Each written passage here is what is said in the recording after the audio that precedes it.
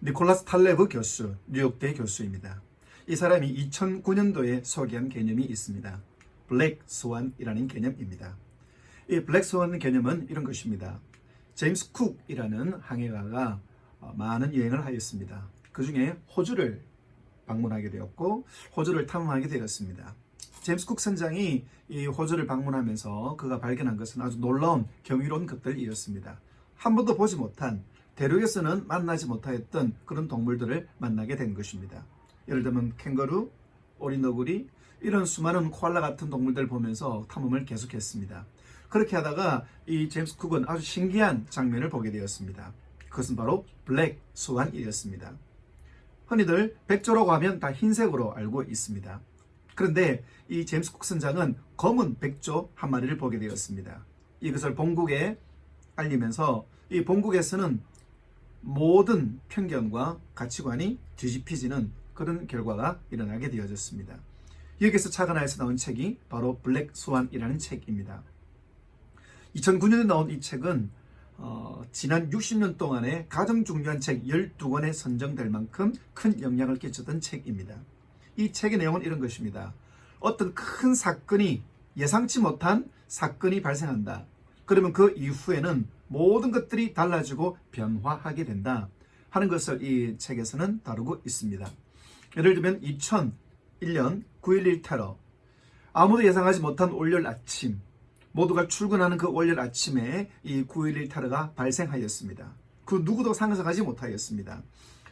이 사람도 뉴욕 무역센터에서 옥상에서 기념 촬영을 하다가 바로 이 비행기가 부딪히게 되는 이 테러 사건을 만나게 되었다. 물론 이 사건이, 이 사진이 합성이다라는 이야기도 있지만 예측할 수 없는 상황을 보여주는 한 장의 사진이라고 할 수가 있을 것입니다. 이 9.11 테러는 2000년도를 마감하고 이제 21세기가 시작되어지는데 21세기 흐름을 바꾼 그런 사건이었습니다. 이 9.11 테러로 말미암아 너무도 많은 것들이 달라지게 되고 변화하게 되었습니다.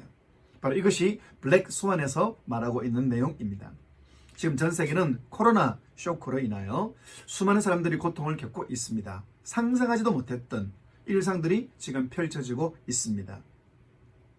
전 세계에서 이 코로나 쇼크로 점점 많은 사람들이 감염이 되고 또 사망하면서 모든 사람들의 삶이, 또 모든 사람들의 살아가는 모습들이 변화하게 되는 그런 시대를 우리는 살아가고 있습니다.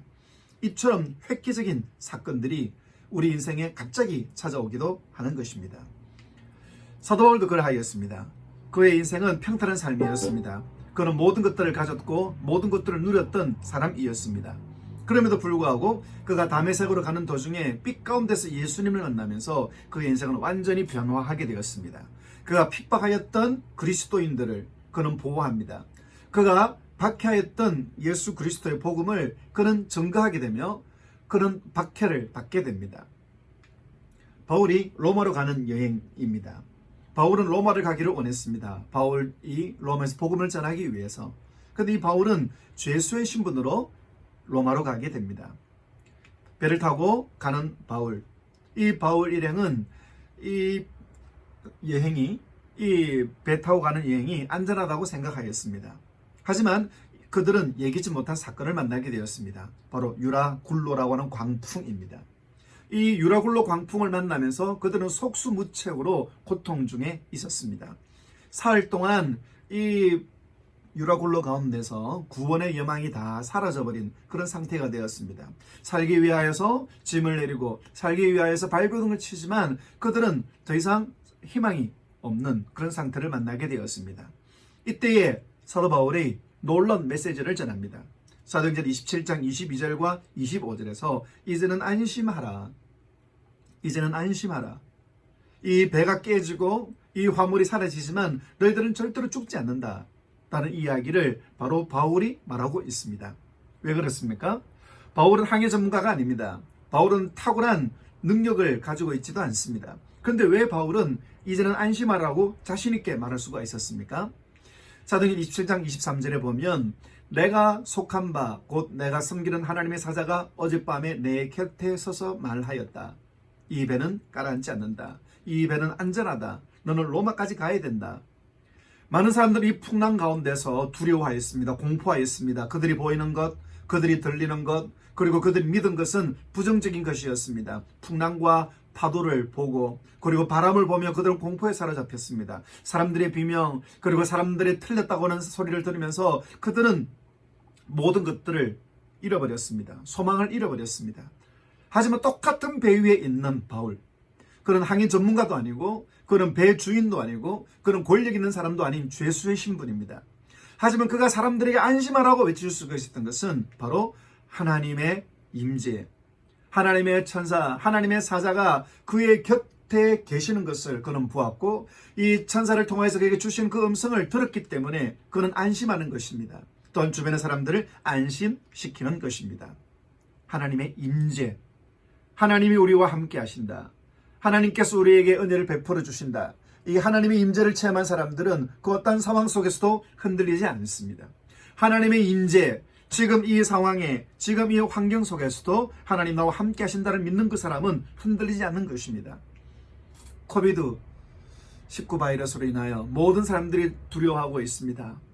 감염과 사망의 두려움들이 있습니다. 또한 코로나 블루라는 그런 증세를 앓고 있습니다. 이 코로나 블루라고 하는 것은 코로나에 걸리지 않았는데 코로나로 인하여서 두려워하고 염려한다는 것입니다. 자기는 정상인데 하지만 직장을 잃어버리지 않을까? 또 여러 가지 삶의 고통을 만나지 않을까? 그것을 두려워하게 된다는 것입니다. 많은 사람들은 이 문제를 해결하려고 여러 가지 방안을 제시합니다. 집에서 운동을 하라, 아니면 WHO에서 수장은 집에서 게임을 하라, 그런 여러 가지 방안을 만들기도 합니다. 하지만 우리가 만나는 이 상황 속에서 우리는 어떻게 해야 되겠습니까? 우리 인생의 유로글로를 만납니다. 관계의 유로글로, 재정의 유로글로, 건강의 유로글로를 만나게 됩니다. 이런 상황을 우리는 어떻게 해결해야 되겠습니까? 바로 하나님의 임재인 것입니다. 하나님의 임재 앞으로 가까이 가야 되는 것입니다.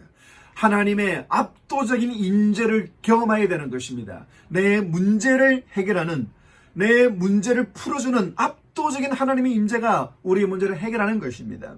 여러분, 우리의 문제가 우리를 압도합니다. 우리 두려움이 우리를 압도합니다. 공포가 우리를 압도합니다. 하지만 하나님의 임재가 우리를 압도할 때 우리는 문제들을 압도할 수가 있습니다. 하나님의 임재가 우리를 압도하게 될 때 우리는 모든 것들을 넉넉히 이길 수가 있는 것입니다. 바로 그 하나님의 사람 사도 바울이 하나님의 영광을 누린 것처럼 우리 모든 주의 백성들이 그런 하나님의 영광을 갈망하는 은혜의 자리에 함께 있기를 주의 이름으로 축원합니다.